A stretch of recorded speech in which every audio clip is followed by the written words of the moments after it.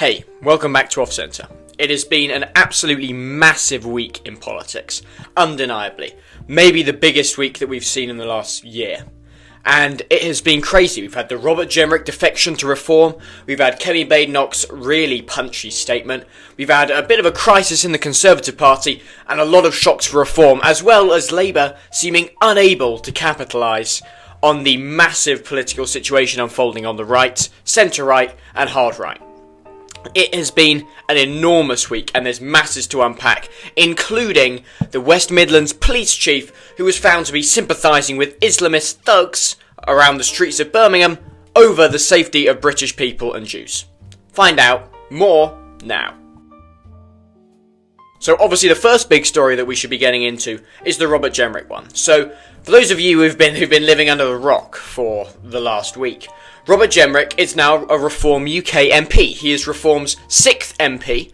Were James McMurdoch and Rupert Lowe still on board, he would be their 8th. But unfortunately, the path of reform through Parliament so far has not been a smooth one, to say the least. They've lost a lot of MPs. They've seen massive changes in the polls, big ups, big downs. It's been crazy for them. What's undeniable is that they are at the forefront of British politics right now, much more than the Conservatives. So what we should start with is, what was Robert Jenrich's reputation like in the Conservative Party? Well, it was excellent, to put it simply. A poll from Conservative Home put him as the most popular member of the Conservative Party, far more popular than Kemi Badenoch, as well as having a massive support base from people in the Conservative Party who would be traditionally considered less centre-right and perhaps slightly more hard-right. However, Robert Jenrich has not had an easy time at the Conservatives. He was in the leadership election in 2024 and he was defeated by the current Conservative Party leader, Kemi Badenoch. And Kemi Badenoch has not been a particularly successful leader so far. She may be improving slightly, but that's only because her opposition is Keir Starmer, the most useless and incompetent Prime Minister this country has ever seen. He has approval ratings through the floor. There are dictators around the world who are on greater approval ratings than Keir Starmer is. Nicolas Maduro's approval rating was about 20 and Starmer's is like 12. It's hanging around. He's barely being able to keep it in double digits now. That's how terrible Keir Starmer's approval rating is. And Kemi Badenoch has found a way to capitalise a little bit off Keir Starmer's failure, but the vast majority of capitalising being done in British politics around the failure of the Labour Party is being done by Reform. It's being done by Nigel Farage, Richard Tice, Lee Anderson. And that's because Reform are, well, they don't have the reputation that the Conservative Party have. They don't have the baggage. Their party has, well, if it's a car, it's a relatively fresh set of wheels. It's something the public don't really know, but it's shiny, it's got new ideas, and they like the way it moves. They like the way Reform operates. The Conservative Party is a smashed up old car from the 60s. It's been set fire to, it's been driven off a cliff, it's been keyed, and this is just one more dent in the side of this car that's a burned out wreck on the side of the motorway.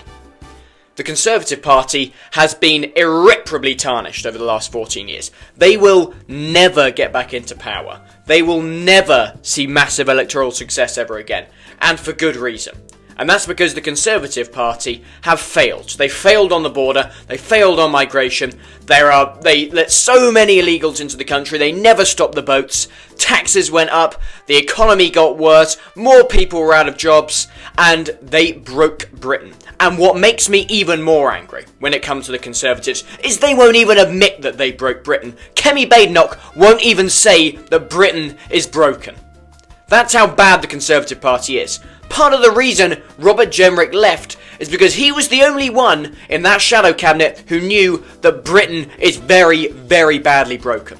White people are being discriminated against, grooming gangs are running wild, our court system has been infected by crazy liberal judges, the borders are open, the boats aren't stopping, more and more illegals are flooding in every day, the country is getting worse, and everyone can see it.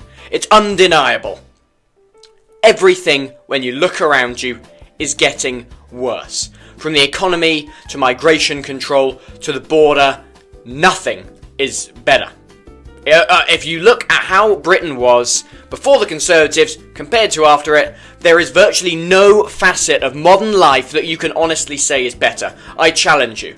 Come on, think of one. Unless you're either a multi-millionaire living in ivory towers in some gated community, then I'm afraid that it's very, very, very hard to make the case that Britain is now a better place to live in after the Conservatives. And Robert Jenrich was right to leave. That party has promised the world and delivered hell. They have done nothing for Britain. They have not helped us. They have not protected us. They have not improved our safety. If anything, they've made us much less safe. They've cut police funding. They've cut the size of police forces. They've thrown open the borders. The country is not the same after the Conservatives, because it is dramatically worse. And that is undeniable. And Robert Jenrich is right to jump ship. But leaving Conservative failures aside, just for a second, it's important that we also discuss what this is going to mean for reform. So, political analysis should always be unbiased, and that's what I'll try and do. But what we need to look at here, in a very frank sense, is what does this mean for reform's leadership? So, Nigel Farage, we all know what he is. Nigel Farage is a charismatic leader. Nigel Farage is a visionary. Nigel Farage is someone who's always had a follower base who will take him and go around with him from party to party, place to place, and they'll support what he says. He's always had a relatively consistent message. He's always believed in pretty similar principles, and he's always had a relatively similar and robust support base. And to an extent, that's what reform is built off. Reform is not just Nigel Farage's personality cult. I don't believe that's true. I think the evidence for that just isn't there. They have more of a basis in policy and fact than a basis in Nigel Farage's own charisma and personality. However, that's not to say that the latter is not very important. Would reform be as successful as they are without Nigel Farage on board? Of course they wouldn't be. So what does this mean? Well, that means that Robert Jenrich is going to be probably locked in some sort of battle with Nigel Farage. Although it may seem relatively peaceful on the surface, they have exchanged pretty vicious words in the past. They've called each other frauds, liars. Robert Jenrich once famously said he wanted to send Nigel Farage back to retirement. And whilst all that may be in the past, they may have reconciled and agreed to disagree on some issues, but found that they have common ground. However, Robert Jenrich is an undeniably ambitious man. He went for the Conservative leadership race, but he lost, and perhaps because he knew that he wasn't going to survive in that party as Kemi Badenoch continued her campaign of arrogance and narcissism, he decided that the place he has a much greater chance of success in terms of both a party and his own political career is in reform. Is that going to be good for reform?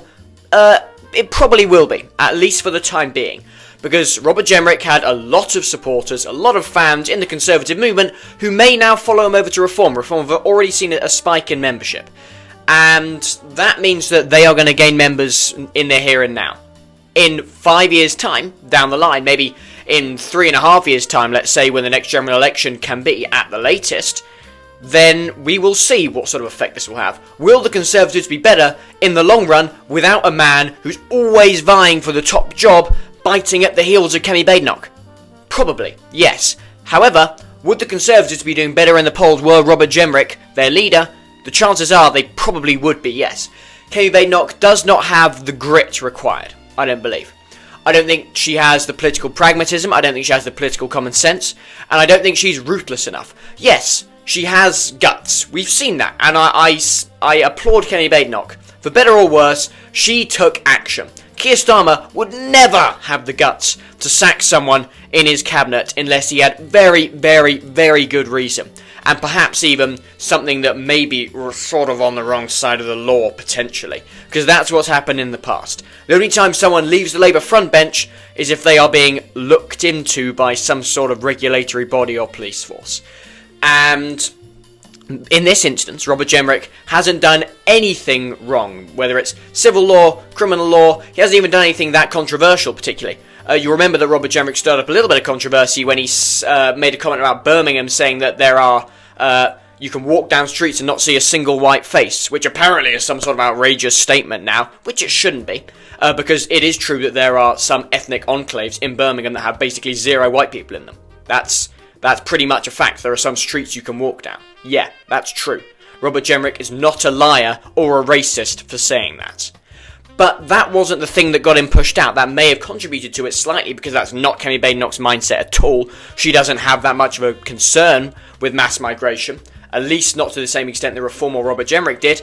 But it also means that Robert Jenrich would have had massive ideological differences with his fellow Conservative Party frontbenchers, and those differences would only have become more clear as another general election came into view. So, is it better in the long run for the Conservatives to be shot of a man who was going to potentially be constantly vying to take Kemi Badenoch's job? Yes, it is. However, is it potentially a good thing for Reform that they now have a man on board who has a lot of popularity in the Conservative Party and may bring in more members? Tell us in the comments. See you next time.